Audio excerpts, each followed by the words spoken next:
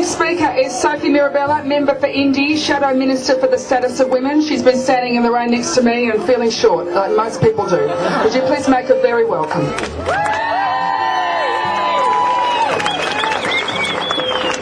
To all you women out there who aren't sugar cubes afraid of the rain, to those strong women who are actually prepared to stand up and fight for your rights, welcome to Canberra, your home of democracy. To all your beautiful babies, to your children, it's fantastic to see you here, because your parents, your mums are here because they care about you and about how you come into this world. You know, I travel the country speaking to a lot of women, women's groups, and I come across so many women who have been battered down, who feel insecure, who feel worthless because they've made certain decisions about their life and how to raise their family. And it's up to us in positions, in leadership positions in the community, to say, you know what? You're smart, you care about your children, you care about your future family, you are smart enough to do the research to decide how you will bring children into this earth, onto this earth. And when you have governments who say, well, how many of them are there anyway? They couldn't cause too much electoral damage. Let's just put them aside because it's too hard to deal with. You've proved them wrong. And you know what? Every single time I speak to a school group and try to explain to them how important it is to shout out and talk about the things that you believe in, because in a democracy you can have an opinion, you can have a voice, and you can make a difference. I will use the home birth women of Australia as a prime example of that. So thank you for that.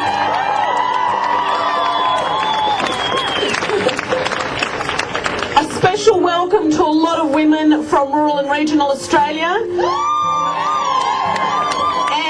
To the North East Victoria Home Birth Support Group in my electorate. I know you're here. Yep, they're here. You do a terrific job helping so many women who don't know where to begin, where to start, where to go. It's an extraordinary, empowering process that so many women go through in these support groups, and it is a testament to people power. It's a testament to say we've got an extraordinary resource out there. Governments can't fix everything, governments don't fix anything, and quite often governments stuff it up anyway. So get out of the way. Here today, I want to join you in saying to Kevin Rudd and to the Health Minister, Nicola Roxon, stop being arrogant thinking you know all the answers. Listen to people, have respect for their point of view, and actually try and understand what they've gone through and what they're trying to do, because none of us holds all wisdom and all knowledge. And I commend you for this extraordinary campaign right across the country. It is a testament to people power. It is a testament to women power. You've got me right behind you all the way, and just keep going. Thank you.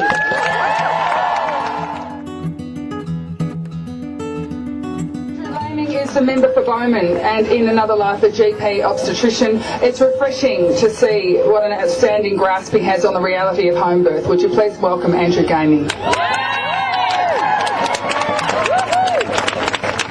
Well, thank you to everyone for coming so far on this issue. I have two thank yous to begin with. You've already heard from a former farmer. You've heard from Peter Dutton, a former policeman. You've heard from Sophie Mirabella, a mum who knows about it, and now you're hearing, as I said, from a GP obstetrician. Trained, let me say, in the art of intervention. Trained in the use of gadgets and paraphernalia. Probes and clips, forceps and vacuum extractors, and let me say, after a century of that, we can only just now say we're probably about as safe as home birthing. Ain't that the truth? There are two groups here today, and the first I want to acknowledge are the carers who stepped out of that hospital and obstetric world where there will always be a need. There will always be a need, but you stepped away from often being underappreciated, under-acknowledged, refusing to clock in and clock out on home birth, demanding there be continuity of care where we can do it. And to you there, to you carers that provide it all over the country, thank you for being here today. Thank you. And the second group, the mums who show us that, like every other country in the world, developed and otherwise, there is a place to say that a home birth is truly your own birth. And I will always, as was just said by Tracy, prefer my family's bacteria to someone else's in a hospital. Now, it's as simple as raising your voice and allowing that voice to ripple across YouTube and Facebook. It has rippled through our party room on the single word of choice. It's rippled through the Labor Party, but they don't have the heart to come down here and speak to you. And that is the great tragedy. But most importantly of all, this health minister's ears are finally open.